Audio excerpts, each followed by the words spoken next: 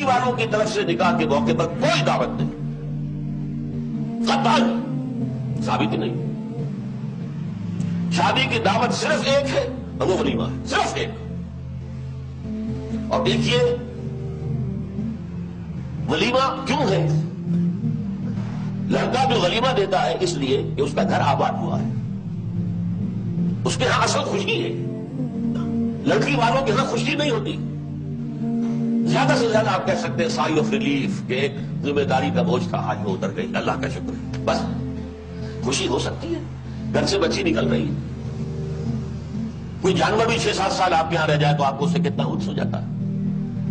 قربانی کا جانور آپ چند دن پہلے لے آئے اور بچے جو ہے مایوس ہو جائے تو بچے پچھاڑے کھا دیں کہ کیسے ذبح کر رہے ہو، اور وہ لختے جگر پورے چشم آج گھر سے نکل گئے، ماں کو غشی کے دورے پڑ رہے ہیں، بہن بھائی رو رہے ہیں، دلہن رو رہی ہے، باپوں کی آنکھیں بھی دم ہو جاتی ہیں، خوشی کا موقع نہیں ہو گیا۔ اور پھر دیکھیے تماشا، نکاح کے موقع پر چھوارے کون لائے گا؟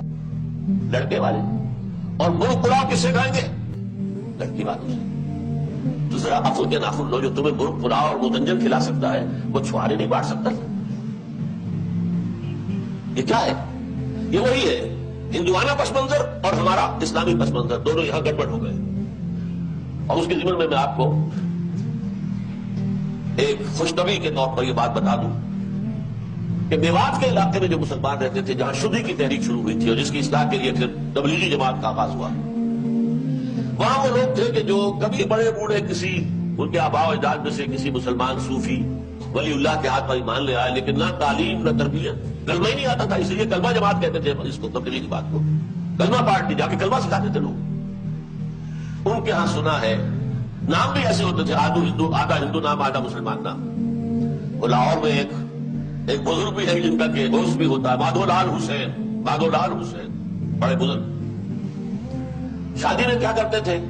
اچھا جی مولوی جی کو بلا لو، وہ مولوی تو کہہ نہیں سکتے تو مولوی جی کو بلا لو، وہ بول پڑھوا دے۔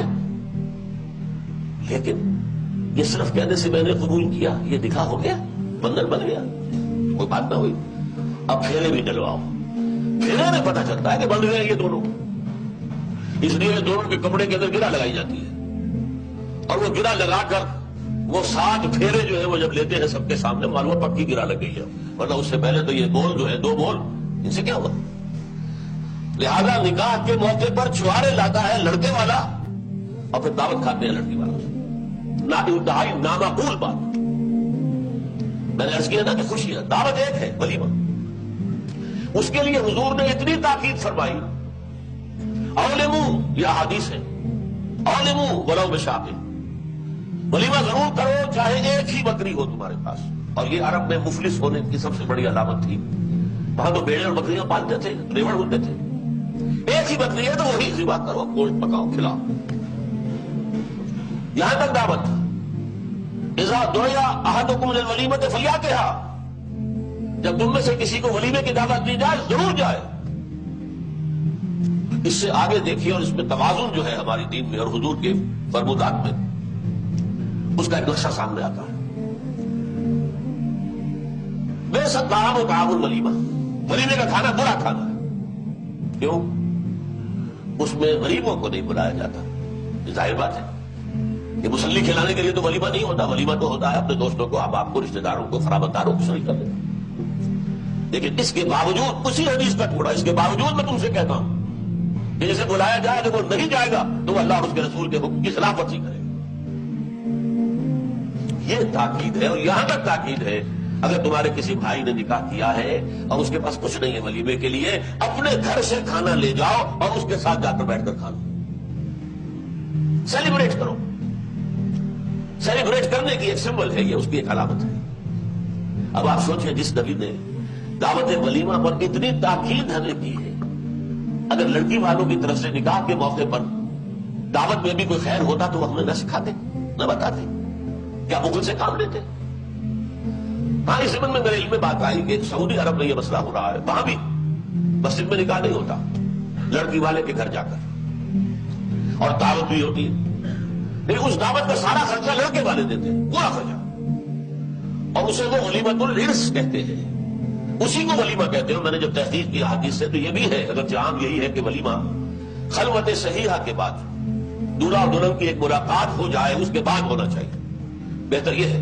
ہمارے ہاں عام رواج بھی یہی ہے، لیکن حدیث ہے جس میں یہ بھی ہو سکتا ہے کہ غیر اسی وقت، اور وہ یہی کرتے ہیں ولیمۃ العرس، اور اس کے لیے سارا خرچہ لڑکی والے کے یہاں دعوت ہو رہی ہے لیکن خرچہ سارا لڑکے والے کر رہے ہیں. ان سب میں اگر آپ نے غور کیا ہو تو بٹوین دی لائنز جو فلسفی ہے وہ کیا ہے؟